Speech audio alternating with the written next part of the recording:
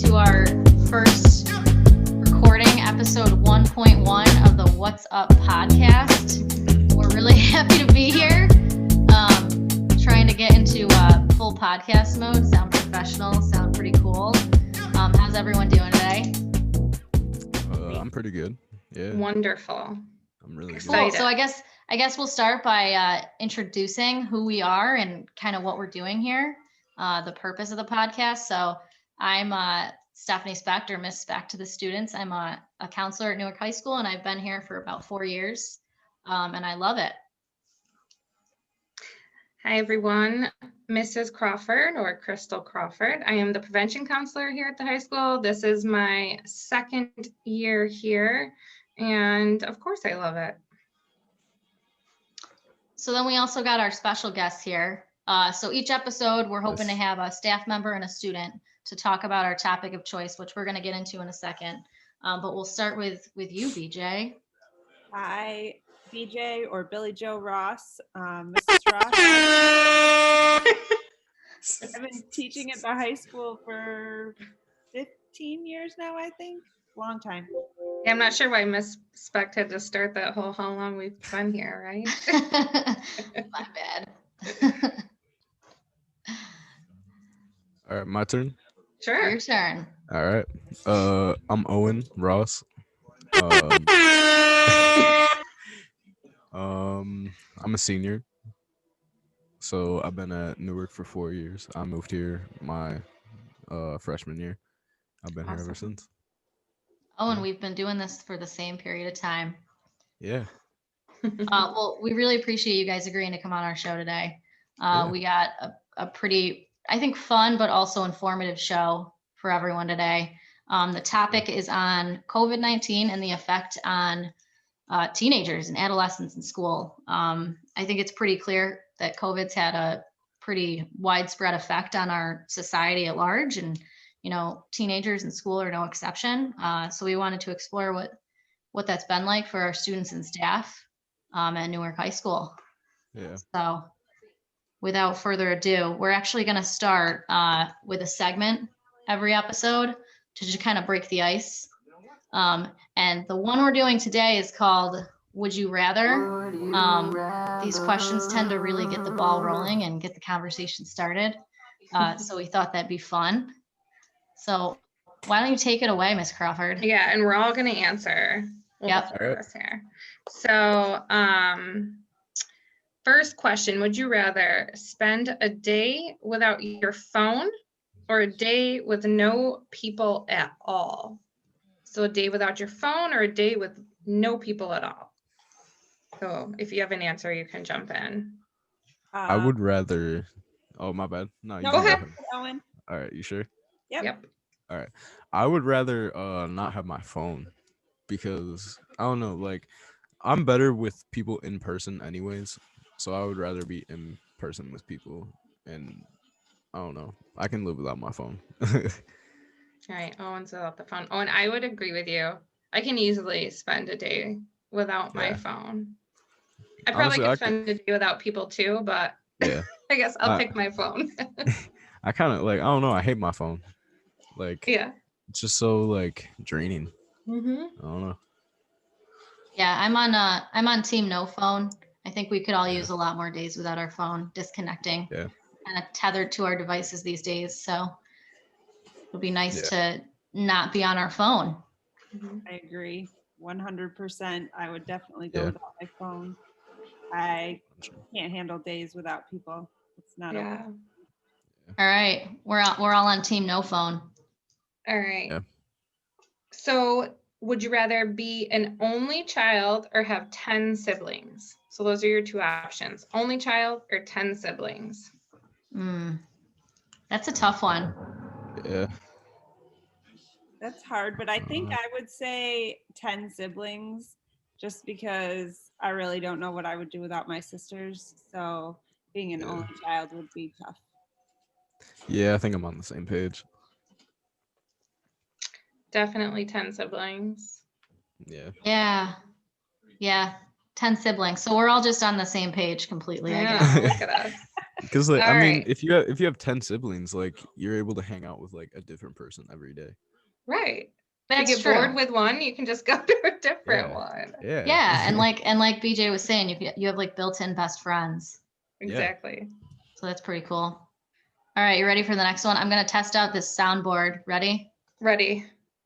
An- Oh, Another one. There you go. Did you catch that?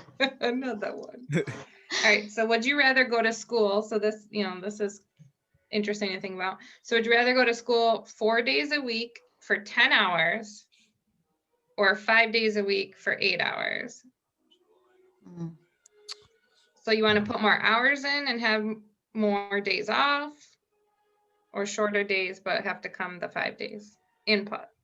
I need the first one. I want to come to school 4 days a week for 10 hours and then get a full day to decompress Yeah. or I feel do like what I want to with. yeah, if we went to school like Monday, Thursday, or Monday, Wednesday, Monday, Tuesday, Wednesday, and Thursday, my bad. I feel like Friday would just be a really good time for us to just kind of be able to do whatever we want, and then the weekend as well. I'm with you. 2 days go by so fast, and it's already like time to go back if you're trying to fit everything in. Yeah. See, I Yeah. feel like 4 day. I agree with the 4 days thing, but I would kind of like Monday, Tuesday, Wednesday off to get caught up, and then back Thursday, Friday, and then the 2 days could really be like 2 full days of, I'd like Wednesdays to be my laundry day, and Like appointments. Like I'm with, yeah, that makes sense. Yeah. and then have my weekend to actually do what I want. Right. Good I get thinking. that. Yeah, it's like a whole new way to structure our time. I like it. Yeah. If anyone who is in control of this stuff is listening, They have in English, they do a paper on this their freshman year, and that's one of the options they can do. So I've been thinking about that for years. Right. Oh, that's really cool. I didn't know that was a paper assignment. Yeah. All right. This is a fun one. Would you rather have super strength or super hearing? Hmm. So I'm gonna say I would like to have super strength. I like the super hearing, but sometimes there's just things I don't want to hear. Like there's things Yeah. I don't want to know sometimes. Yeah. What do you guys think? I would say super strength, because with super strength, I think comes maybe the ability to like save lives and stuff. Like, that's my input. I don't know. That's a tough question. My instinct was super hearing as a teacher. Like I want to know if my students are truly talking about what they're supposed to be, or if they're, just having their own But conversation. do you want to really know? But Do yeah, you? like Steph brought up, I don't know. Sometimes there are you things sure about that? here. Honestly, I feel like I would rather have super hearing. Just because I feel like if I could hear someone talking and I wasn't sure if it was about me or not, I could just hear it and be like, oh yeah, all right. Because I get really anxious about that. Like, Mm. I don't know. I don't like that. Yeah. I don't like negativity. Me neither. That's why I don't want the super hearing though. Yeah. Then there's Like it'd that. be loud. Yeah, there's a lot of pros and cons. Yeah. All right, we'll do one more before we move on here. This one's fun too. So would you rather have a mansion or a private jet? Ooh. Private jet. I agree, private jet. I don't want to clean a mansion. That's exactly what I was thinking. Like as a mom, I'm like, I don't want all those rooms to clean. Not Yeah. even really just that for me. Like with mansions, I don't know. I don't like big spaces and being alone in big spaces. They don't feel as cozy, right? Yeah, Kinda. like I don't know. Like I feel like if I was in a mansion, like I would just freak out. There's so much space. So much space. Yeah. Like, what do you do with yourself with all that space? Exactly. Like I don't know. I was thinking, so I had some questions and I don't think these are allowed, but I was thinking them anyway. Is there unlimited jet fuel? Do I have to fund this plane? Because if it's a huge jet, maybe I could live on it, and use it to travel. And how much is it to fill up a jet? Because like if you're thinking price of flying, like if I'm gonna pay like $300 round trip somewhere, but I can fill up a jet and get a couple trips out of $300, then it's worth it, right? Mm-hmm. So yeah, I have no idea how much it costs to fill up a jet. Anyone? Somebody It's has just- to research it. I'm sure it'd be expensive. I'm sure. I'm just gonna assume that all the costs are included. Unlimited jet fuel, Yep. unlimited everything. I don't have to worry about maintaining it. Yeah. That's my perfect world. Yeah. All right. So that was our Would You Rather segment. And we're gonna move right along. There's not really a great segue for this because we're going right from, jet fuel and mansions to some serious stuff. Yeah. But without further ado, here we go. Do we want to touch on really, Miss Specht and I had this idea, trying to connect more, find ways to connect with you guys more. We know that things are very different. Miss Specht and I run a group and we have fun, and we're like, we should take this show on the road. That's how I said it, and have these discussions and address things that are going on for you guys in high school. So yeah, I know there was just one day that we were like, this is really good stuff. And we're only really getting this out to a few kids. Yeah. I feel like if we could get this out to a larger audience and make it more accessible, it'd be pretty cool. So. Yeah. And I said, I think we're really funny. So well, you guys might not think we're funny, but we think we're funny. So. I think everyone gets that by now. Right. On the same page. Yeah. But so our first topic was easy, right? We thought about, how we obviously know we're not as connected. This is an impact of COVID. So really what is the impact? What is the lasting impact, and how can we manage all this? So that's really why we're here today, right? Yeah. Yeah. So we wanted to have a pretty good base for this information. So what we did is we did some research and we looked up some data. So we have some data points we were going to share, just some kind of bullet points we wanted to address. And then we had some questions for our guests, just kind of about how COVID has affected them and what's been helpful for them and that kind of thing. So, so let's see some of our bullet points here, and I'll have the references at the end if you wanted to take a look at the different articles further that we reference. I'm not going to go over them specifically in here, but toward the end there'll be a list of those articles. So I think one of the big impacts of COVID on teens is that isolation piece, especially for the teens who are fully remote and staying home all the time. And we talked about having 10 siblings or being an only child. Can you imagine what it would be like to be an only child who's just isolated right now and having a remote schedule that can have really, really broad effects on people? Yeah. And they referenced the not knowing, teens feeling like not knowing what to do next a lot of the times. So, already, so the data shows that 16% of youth have a mental health diagnosis. So whether that's anxiety, depression, there's a bunch of them, but so 16% of youth already have a diagnosis. But since COVID, the trend in depression, anxiety, having suicidal ideation, which means, suicidal thoughts, and PTSD, which is post-traumatic stress disorder, has increased. And what kind of shows that is there's a teen lifeline that usually sees a 30 to 40% decrease during the summer because kids are not in school in calls. And that lifeline is a number you can call if you're struggling with your mental health. Yeah. So during the summer, they see a decrease. And this last summer, they saw actually a 6% increase in calls. So that's just to show that teens are struggling. Yep. We know the frequency of teen drug use has gone up. It's been increased. The data shows that. a lot of the mental health services at school are being disrupted because of the disengagement and the access. A lot of the students that we might normally see as counselors, we're not able to see, we're not able to access because they're at home. So, there's an increase in stress and a decrease in support. So it's like, how do we reach everyone and how do we cope?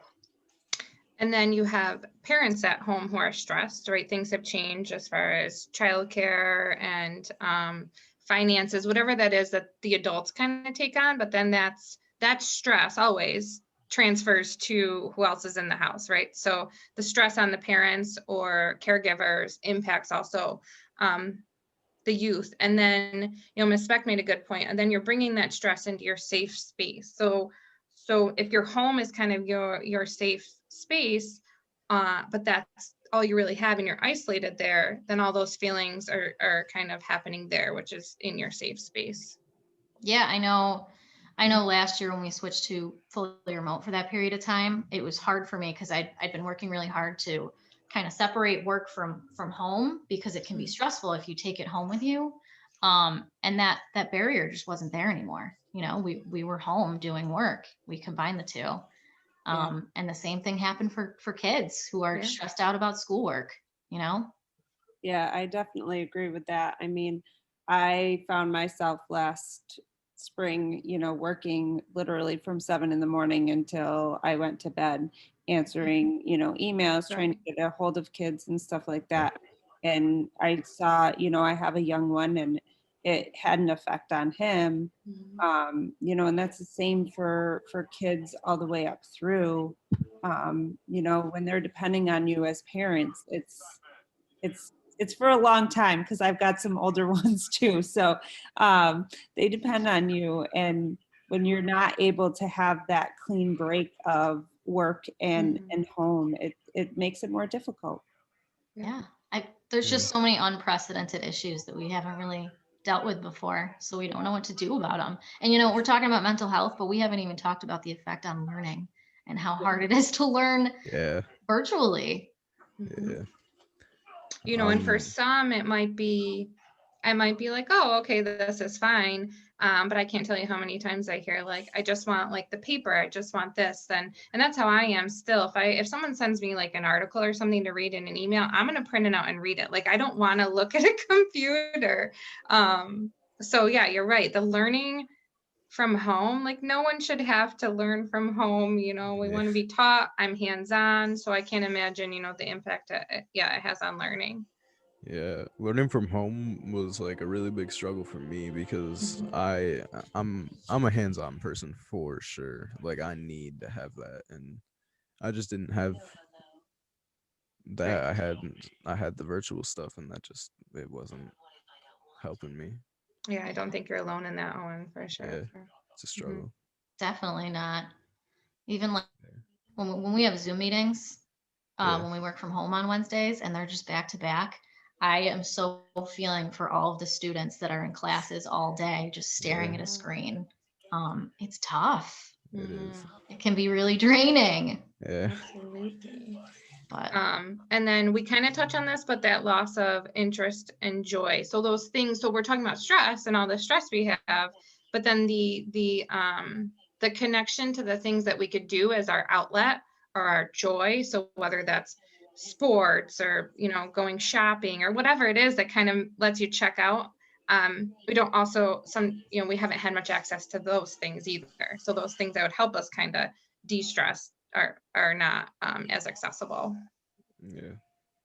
Yeah, I just had a conversation with a kiddo yesterday too, about our actual physical fitness too, with sports being canceled for so long, or people not being able to go to the gym to work out if that's where, what they do as an adult or even a teenager.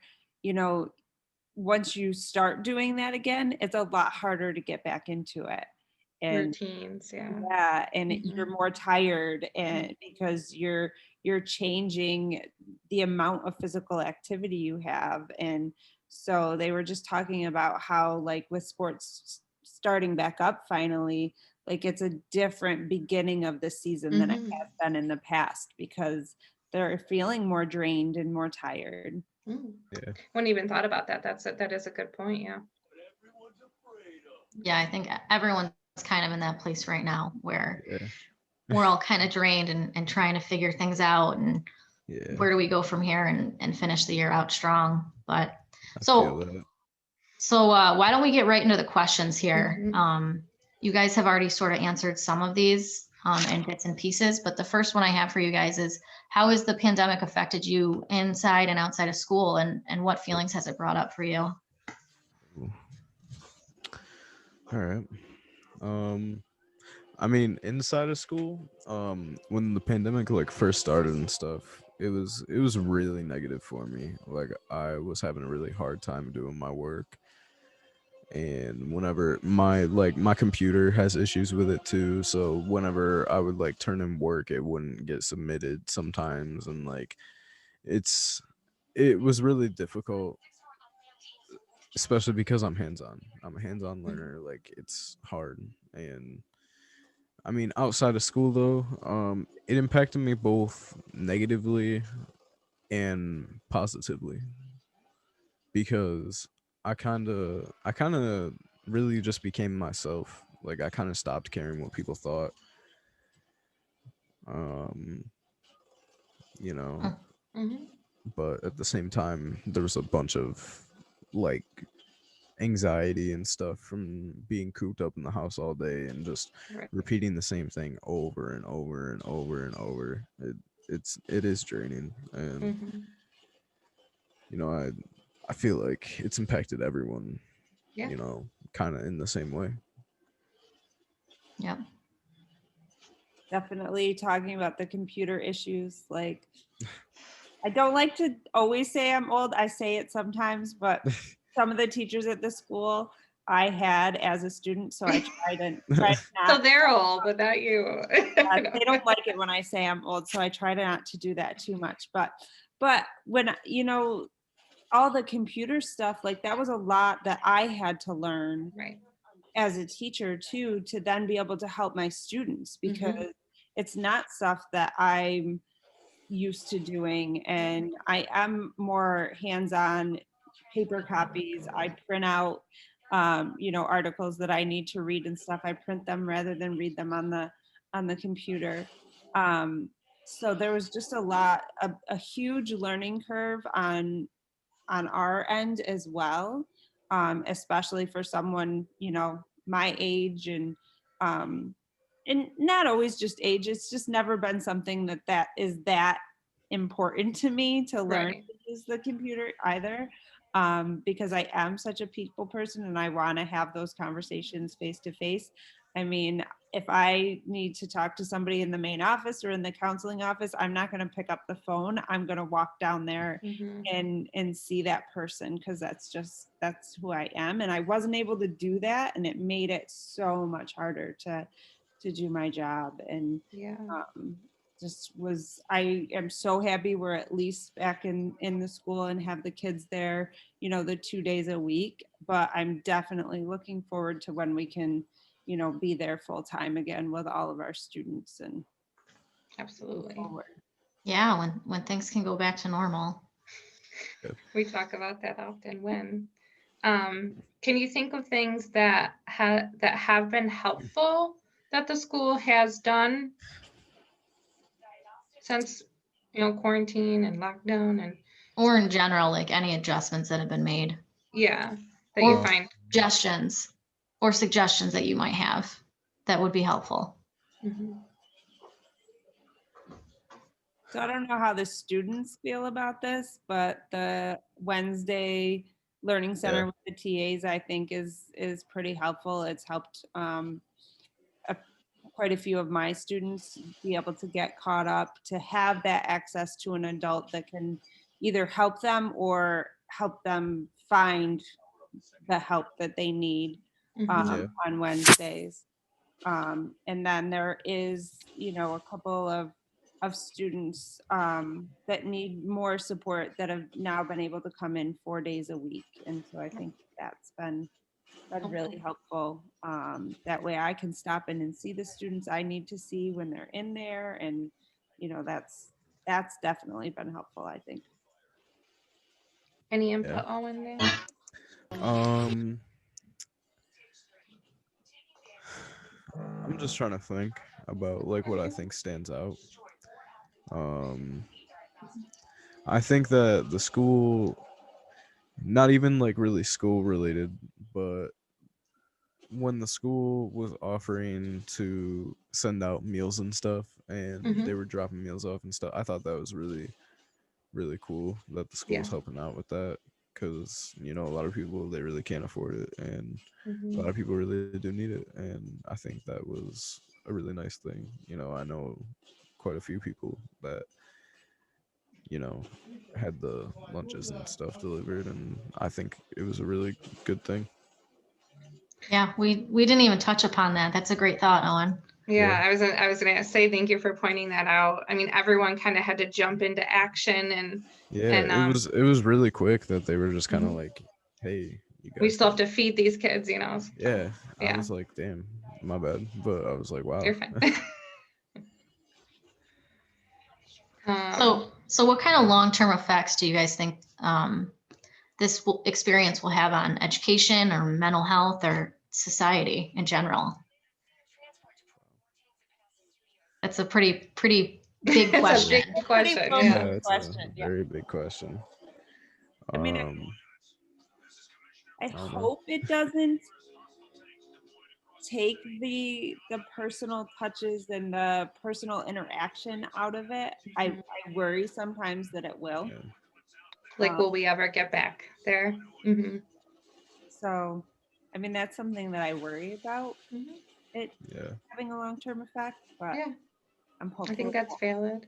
Me too. Like that connection piece is so important for learning. Yeah. I think in the beginning, I really did worry about that connection piece. Like, oh gosh, are we going to like justify why we don't need to be in person and all this? But I think the more I've seen too is I think we can justify why we need to be now at this point. So the positive and negative in that. We obviously can't function virtually in a lot of ways. At least not how we're doing it now. Right. It's definitely more challenging. Yeah.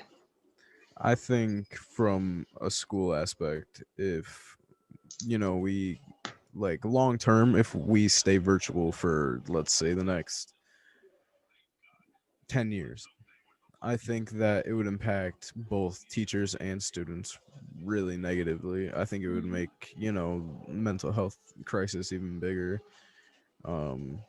Not just for students though, like for teachers too. Like, I feel like it would cause a lot of teachers to have really bad mental health issues.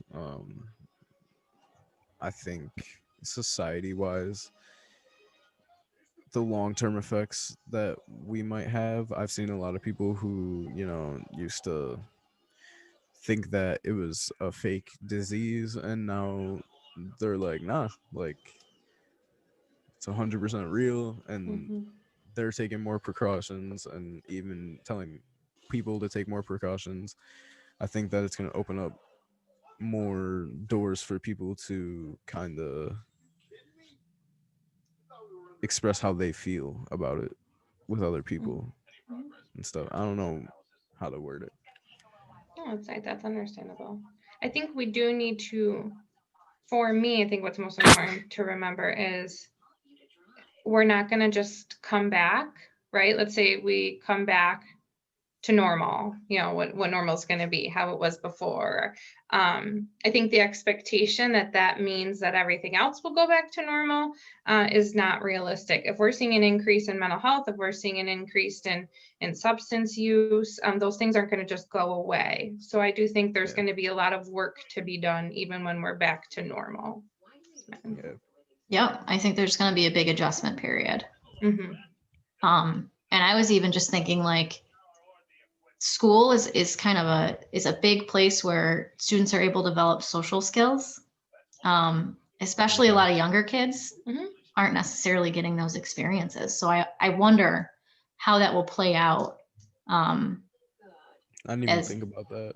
Yeah, as kids are getting older and turning into adults and growing into their own person and maturity. Right.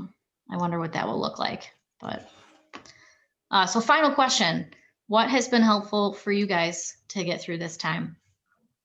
Oh, music. Music. Music. Bunch of new music. Bunch of old music. Recording music. Like, I don't know, like music has helped a lot. That's I feel good. like, That's been your thing. yeah, meditation. Nice. Meditation, I like it. So they're both kind of ways to kind of escape. Yeah. Mhm. Both healthy ways to escape. Yeah. That's okay. It's okay to have to check out sometimes, for sure. Mhm. Yeah.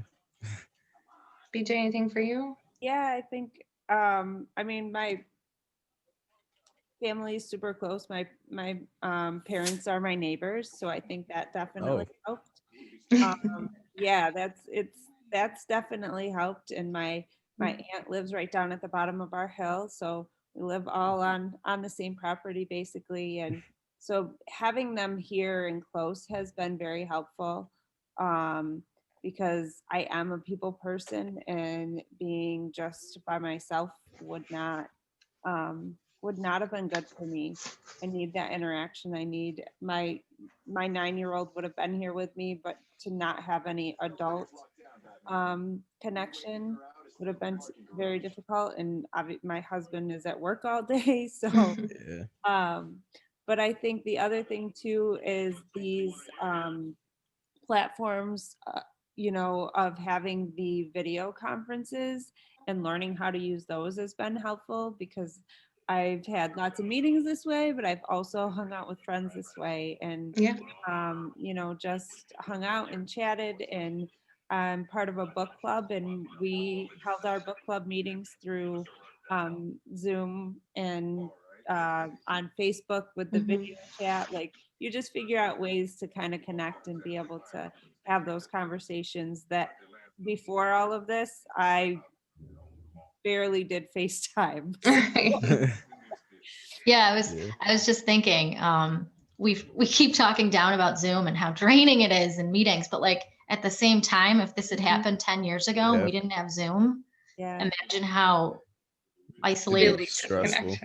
Yeah. even more. Yeah. Right. And like I definitely had meetings with friends, and there's ways to play games online with them, and there's a Yeah. lot of options. So that has been helpful.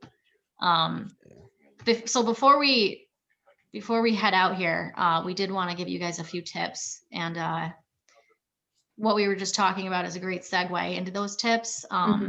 So what can be done in terms of your mental well-being and adapting? Humans are really adaptive, but there are a few different tips that you can use to cope, and one of them is talking.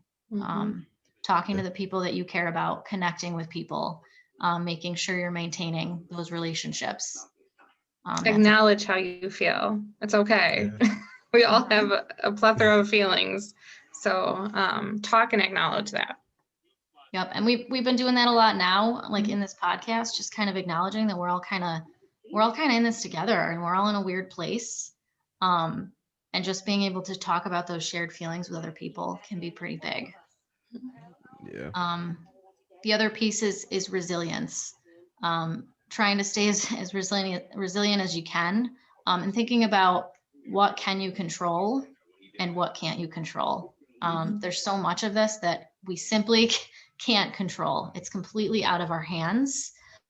So some of the things that we can control: getting enough sleep, taking care of our bodies, trying to get physical activity, trying to connect with other human beings, eating well, that kind of thing. And then getting creative with ways to virtually connect and gather, like we talked about, and do it in a safe way. Yeah. Keep your mental health in check. Yes. Yeah, we're Yeah. here. It can get away from you before you know it. It can be tough. For sure. So do you want to touch on the suggestion form? Oh yeah, get after it. So on the Schoology page, there is a prevention course, which is my prevention page, which you all would have been invited to. So everyone should have access to it. Everyone in the school, right? Yep. There is a folder that will be titled podcast, and in that is a form, a link you can click on. It will take you to a form, which is going to be our suggestion box. So that's going to ask you if you have any suggestions for topics that you would like us to address, if you're willing to be a guest, and what topic you would want to be a guest for. And, we'll look those over because we want to be talking about things that you guys want to talk about, want to hear about, want to learn about. So we wanted to have a way for you to suggest some topics. Yep. And we'll also post the episodes there too, like yes. past episodes, so you can reference those. And those should be on Twitter as well. Definitely use that suggestion box, because this is for all of you guys. We wanted to use this platform as a way to have like honest conversations about what's going on right now. So we can, another way to, like we talked about, another way to connect with people and to relate to one another. So use that suggestion form on the prevention page, or feel free to reach out via email or drop in if you're in school.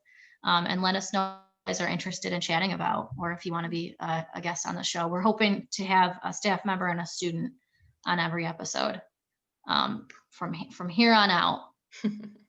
But we really, really appreciate you guys agreeing to be guests on our show. You guys our have first one. You're brave. I know. Did you even know what you were getting yourselves into? Of course. So into it. Well, Owen was so enthusiastic. He's like, when are we doing this? I'm ready. Yeah. I want to talk about these things. Right. But we really, really appreciate you guys agreeing to be on our show. So I am gonna list some mental health resources that you'll see on the screen right at the end of the show. They're not in here now. I'm gonna add them when I go into the production room. Sounds fancy. Producer Steph Specht. She has lots of specialties. Magic. That's me. That's me. I do it all. But again, thanks for listening. And we will see you all soon. Yeah, thanks guys. Bye.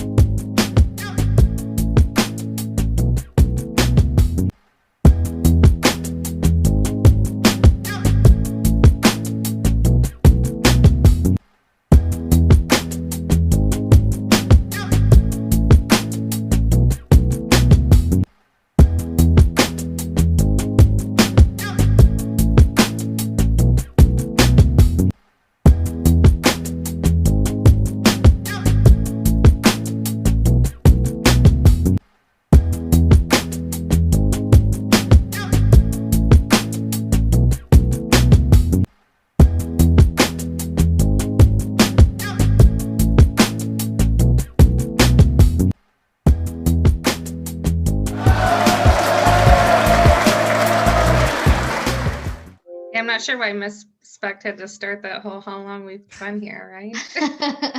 My bad.